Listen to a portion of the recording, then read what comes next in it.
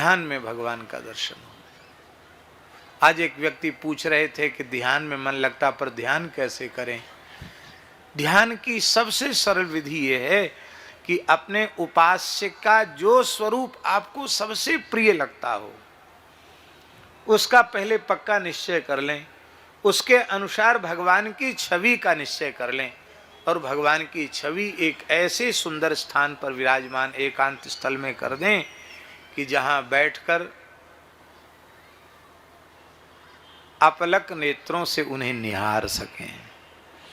उनके श्री चरण से लेके मुखारविंद तक, मुखारविंद से लेके श्री चरणों तक भीतर ही भीतर भगवान का स्मरण होता रहे, मूल मंत्र का स्मरण होता रहे और भगवान के ध्यान में अपनी वृत्ति को एकाग्र करना।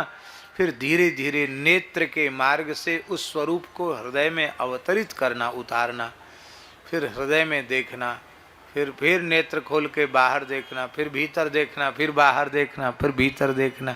ऐसे कुछ दिन करके तो देखो।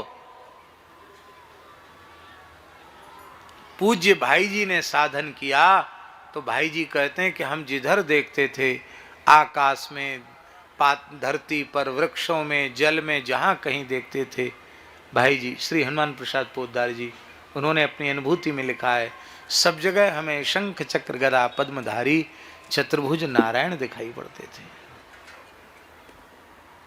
ध्यान की सिद्धावस्था, ध्यान का दर्शन।